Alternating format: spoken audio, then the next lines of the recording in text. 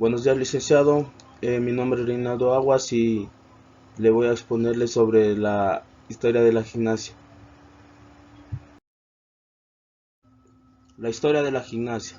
Cuentan que en la época del siglo V a.C., la gimnasia se empezó a implementar como un deporte aplicado al juego de los atletas porque corrían, saltaban, luchaban y arrojaban discos y la barra.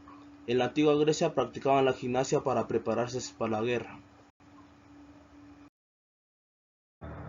Ahora les voy a hablar acerca de la línea del tiempo de la historia de la gimnasia.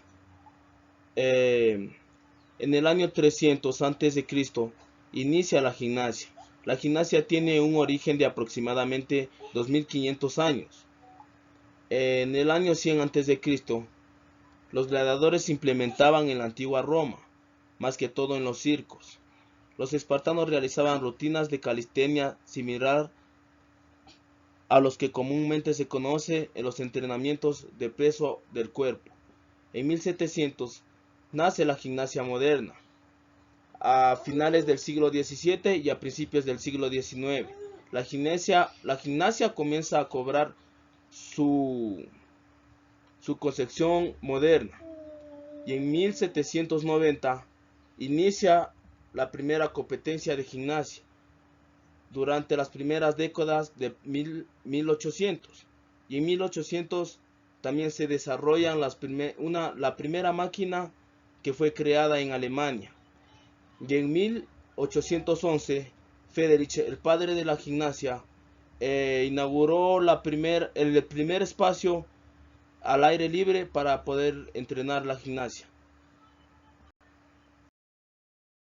En 1820 fue la innovación de la gimnasia, ya que el padre Friedrich introdujo barras horizontales y barras paralelas a la competencia.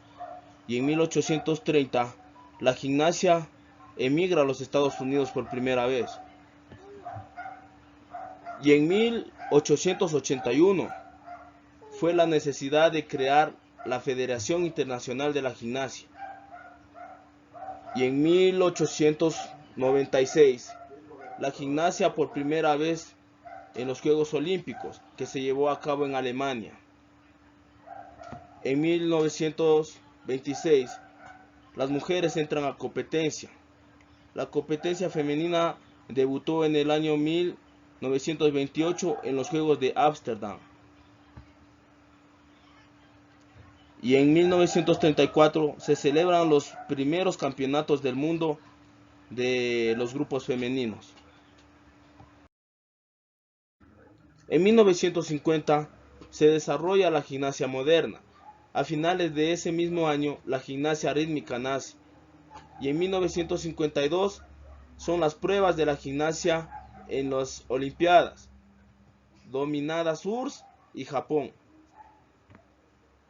En 1955 comienzan los campeonatos de Europa. En 1975 se celebra la Copa del Mundo por primera vez, y en 1979, desde ahí las Olimpiadas en la gimnasia se celebra cada 2 años. Y desde 1986 la gimnasia empieza a celebrarse cada 4 años. Bueno, ahora les voy a hablar acerca de las escuelas de la gimnasia. La escuela alemana. La escuela alemana existió de 1759 a 1859. Johann recuperó el término gimnástica de la antigüedad clásica.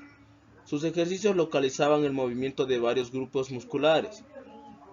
Johann también desarrolló los principios de la gimnasia artística e introdujo el ejercicio físico sistemático y el currículum escolar.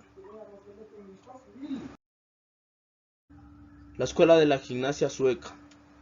La escuela sueca aparece a principios del siglo XIX a través de P.H. Ling, seguidor de las obras de Guts y máximo exponente de este modelo gimnástico. Posteriormente su hijo Hjalmar Ling amplió su trabajo y dio a conocer los principios y aspectos técnicos que caracterizaban la gimnasia de su padre. Escuela de la gimnasia francesa. Escuela francesa o movimiento del oeste.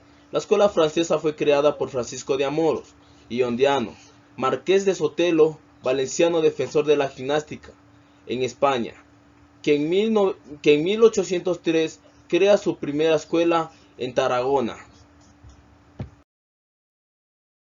Ahora les voy a hablar acerca de los beneficios que vendría a tener la gimnasia. Aumentar la confianza en sí mismo y ir logrando ejecutar los movimientos de rutina en este deporte.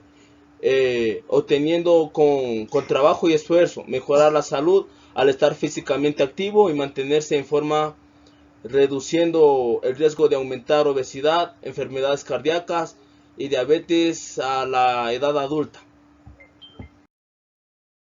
Mis recomendaciones como deportista son practicar un mínimo de 60 minutos diarios de actividad física moderada, vigorosa, como caminar a un buen paso, ir en bicicleta o correr, saltar la cuerda o practicar algún deporte, etc.